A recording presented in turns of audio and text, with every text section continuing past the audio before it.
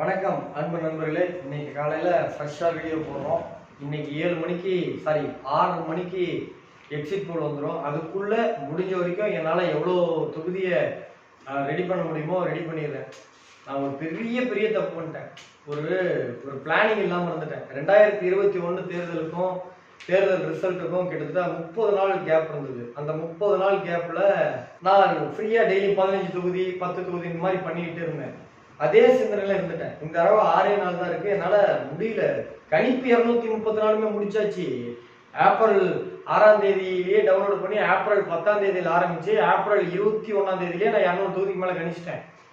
ஆனா வீடியோவை ஷூட் பண்ணி அதை கம்ப்யூட்டர்ல ஏற்றி அதை டிரைவ்ல ஏற்றி அதை டவுன்லோட் பண்ணி எடிட்டிங் பண்ணி அதை திரும்ப ப்ராசஸிங் பண்ணி அதுக்கப்புறம் டம்ப்நெயில் டேக் கொடுக்கு. இது ஒரு டிவியில் பண்ணுறாங்கன்னா 100 பேர் வேலை செய்கிறாங்க. இங்கே நானே என் ஒய்ஃப் 2 பேர் தான் பண்ணுறோம்.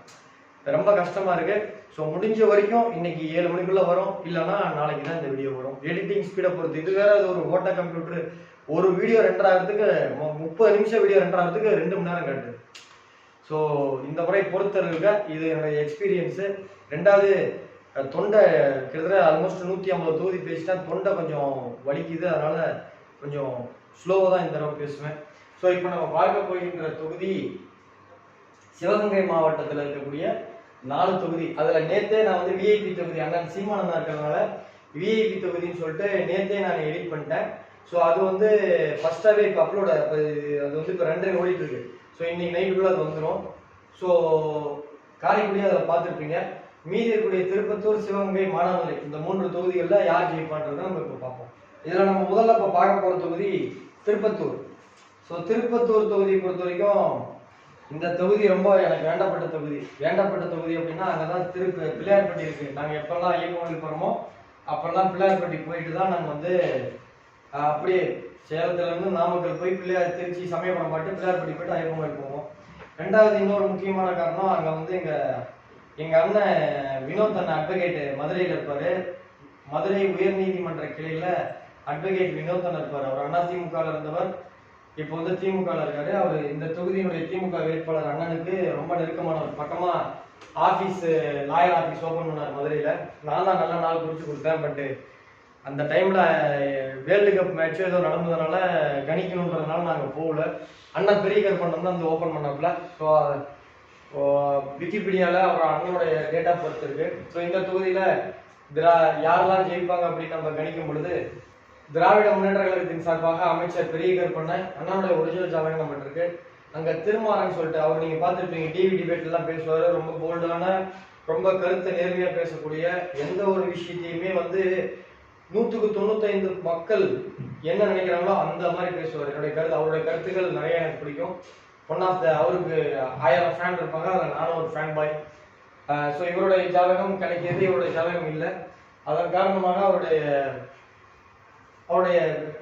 ஓட்டர் சரியில் கிடைச்ச டேட் ஆஃப் பர்த் வச்சு நம்ம பார்க்கும் பொழுது அவருடைய ஜாதகத்தில் என்னென்ன கிரகம் பலமாக இருக்குது அப்படின்னா பெரிய கருப்பண்ண ஜாதகத்தில் கேது பலமாக இருக்குது, சுக்கரன் பலமாக இருக்குது, சூரியன் பலமாக இருக்குது, குரு பலமாக இருக்குது. அண்ணனோட ஜாதகத்தில் ராகு கேது பலமாக இருக்குது. அதனால தான் மீடியாவில் ப்ரெசன்ஸ் ரொம்ப பெருசாக இருக்கும்.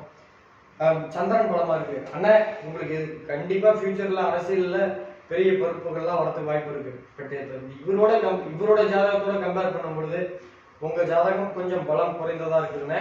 அதன் காரணமாக இந்த தொகுதியில் அதே மாதிரி கோச்சாரமும் அண்ணனுக்கு ஜனனகால கோச்சார குரு பகவான் அண்ணனோட சந்திரனையும் 6ஆம் அதிபதியும் 11ஆம் அதிபதியும் பார்க்குது. 5ஆம் அதிபதி தான் பதவியை தருகிறது. அதன் மேலதான் குரு பகவான் போறாரு. ஸோ அதன் காரணமாக இந்த தொகுதியை பொறுத்த வரைக்கும் யார் வெற்றி பெறுகிறார் என்றால் திருப்பத்தூர்ல பெரிய கருப்பண்ணன் அவர்கள் வெற்றி பெறுவதற்கு தான் வாய்ப்புகள் உண்டு. அப்படி அவர் வெற்றி பெறும் பட்சத்தில் அவருக்கு வாழ்த்துக்களையும் பாராட்டுகளையும் தெரிவிப்பதில் மற்றற்ற மகிழ்ச்சி அடைகிறேன். அண்ணன் வாழ்த்துக்கள்ல தொகுதியை டெவலப் பண்ணுங்க. அடுத்த தொகுதியை நம்ம பார்ப்போம். அடுத்ததா நாம பார்க்க இருக்கின்ற தொகுதி சிவகங்கை மாவட்டம். சிவகங்கை மாவட்டம் ஒரு ஸ்டார் தொகுதி. இது நிறைய பேர் விஐபி தொகுதியில் போட சொன்னாங்க. ஸோ என்ன பிரச்சனை அப்படின்னா அவருடைய ஒரிஜினல் ஜாதகம் நான் எவ்வளோ ட்ரை பண்ணி கிடைக்கல. ஸோ அதில் தப்பாக போயிடுச்சுன்னா அது விஐபி தொகுதியில் தப்பாக போயிடுச்சுன்ற மாதிரி ஆகிடும் தான் நான் அதில் போடல. இல்லைன்னா அதிலே நான் போட்டிருப்பேன். ஸோ இதில் திராவிட முன்னேற்ற கழகத்தின் சார்பாக முக்குளத்தோர் புலிப்படை தலைவர் திரு நடிகர் கருணாஸ் அவர்கள், அண்ணா திராவிட முன்னேற்ற கழகத்தின் சார்பாக திரு PR செந்தில்நாதன் அவர்கள், நாம் தமிழர் கட்சியின் சார்பாக இந்துஜா ரமேஷ் அவர்கள், தமிழக வெற்றி கழகத்தின் சார்பாக திரு குழந்தை ராணி நாச்சியார் அவர்கள் போட்டியிடுகிறார்கள். ஸோ இந்த தொகுதியை பொறுத்த வரைக்கும் திராவிட முன்னேற்ற கழகத்தின் சார்பாக போட்டியிடுகின்ற கருணாஸ் அண்ணாவுடைய விக்கிபீடியாவில் இருக்கக்கூடிய டேட் ஆஃப் பர்த் வச்சு நம்ம பார்க்கும் பொழுது அவருடைய ஜாதகத்தில் கருணாஸ் அண்ணா ஜாதகத்தில் சுக்கரன் ராகு பலமா இருக்கு, புதன் பலமா இருக்கு. அதனாலதான் அண்ணா வந்து நம்ம நகைச்சுவையில ஜாம்பவான்களான வடிவேல் அண்ணாவும் விவேக் இருந்த டைம்ல கூட இவருக்குன்னு ஒரு படங்கள்லாம் கிடைச்சது. அவரோட ஜாதகம் ரொம்ப பலமா இருக்கு. குரு, கேது, சந்திரன், ராகு ஆகிய 4 கிரகங்கள் பலமா இருக்கு. ஸோ ஏற்கனவே ஒரு சிட்டிங் MLA-வா இருந்திருக்காரு. அன்னைக்கு அவர் எதிர்கொண்ட வேட்பாளரோட ஜாதகத்தோட இவர் ஜாதகம் பலம். பட் இன்னைக்கு வேட்பாளரோட ஜாதகம் பார்க்கும் பொழுது PR செந்தில்நாதன் அவருடைய ஜாதகத்துல கேது, சூரியன், சந்திரன் ஆகிய கிரகங்கள் பலமா இருக்குது. எப்பயுமே சந்திரன் அதீத பலம் இருந்தாலே ஒரு எதிராளிலாம் அவ்வளோ ஈஸியா ஜெயிக்க முடியாது. ரெண்டாவது ஒரு சொந்த ஒரு திருவாரூர்ல இருந்து வெளியூர் வந்துட்டாரு. நான் இந்த வீடியோவில் ஏற்கனவே நேற்று 2-3 வீடியோ பேசுறதுலேயும் நான் சொன்னேன். எங்கள் சேலம் வீடியோ நேற்று நைட்டு ரெக்கார்ட் பண்ணேன். அந்த வீடியோ இன்னைக்கு நைட்டுக்குள்ள வந்துடும். ஸோ அதுலேயும் வந்து நான் சொன்னேன் 9ஆம் பாவம் பலமாக இருந்தால் மட்டும்தான் சொந்த ஊரை விட்டு வெளியூரில் ஜெயிக்க முடியும். அதன் காரணமாக இந்த தொகுதிகளில் யார் ஜெயிக்கிறாங்க அப்படின்னா திரு அண்ணா திராவிட முன்னேற்ற கழகத்தின் சார்பாக திரு PR செந்தில்நாதன் அவர்கள் வெற்றி பெறுகிறார் என்பதுதான் ஸ்ரீ பாலாஜி ஜோதிட ஆராய்ச்சி மையத்தின் சார்பாக வெளியிடப்படுகின்ற கணிப்பு. இதுவே ஸ்ரீ பாலாஜி ஜோதிட ஆராய்ச்சி மையத்தின் சொல்கின்ற ஜோதிட முடிவு. ஸோ அப்படி வெற்றி பெறும் பட்சத்தில் அண்ணனுக்கு வாழ்த்துக்களையும் பாராட்டுகளையும் தெரிவித்துக் கொள்வதில் பெரும் மகிழ்ச்சி அடைகிறோம். அடுத்ததான் நாம் பார்க்க போகின்ற தொகுதி மானாமதுரை. ஸோ இதில் வந்து என்னுடைய வாடிக்கையாளர் அண்ணன் ஜான் கென்னடி அவர்கள் ஏற்கனவே MLA-வா இருந்தார். ஒரு சில காரணத்தால் ஒரு வேலை இந்த இது நின்றுட்டாரு. ஸோ இம்முறை திராவிட முன்னேற்ற கழகத்தின் சார்பாக தமிழரசி அவங்களுக்கு வாய்ப்பு கொடுத்துருக்காங்க. அண்ணா திராவிட முன்னேற்ற கழகத்தின் சார்பாக கூட்டணி கட்சியான பாரதிய ஜனதா கட்சியின் சார்பாக பொன் பாலகணபதி அவர்களுக்கு கொடுத்துருக்காங்க. நாம் தமிழர் கட்சியின் சார்பாக சண்முக பிரியா அவர்களுக்கும், தமிழக வெற்றி கழகத்தின் சார்பாக இளங்கோ அவர்களுக்கும் வாய்ப்பு கொடுத்துருக்காங்க. ஸோ இந்த தொகுதியை பொறுத்த வரைக்குமே 2 பேருடைய கேண்டிடேட்டோட ஜாதகமும் கிடைக்கல.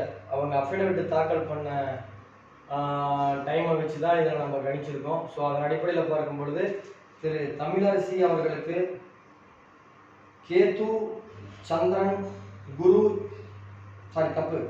கேது, சூரியன், குரு, சந்திரன் தொடர்பு நல்லா இருக்கு, பலமா இருக்கு.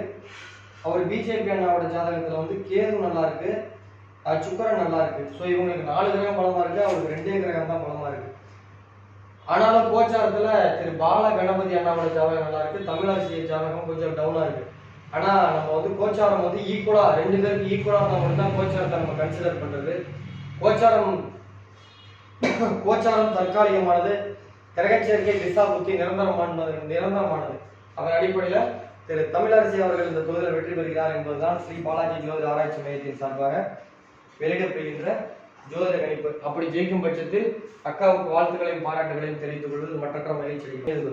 ஸோ நேயர்களே, இந்த தொகுதியில 4 தொகுதியில காரைக்குடி VIP-ல பார்த்தாச்சு, மீதி நாளும் பார்த்தாச்சு. என்னால் முடிந்தவரை எடிட் செய்து இன்று மாலை 7 மணிக்குள்ள அப்லோட் பண்றேன்.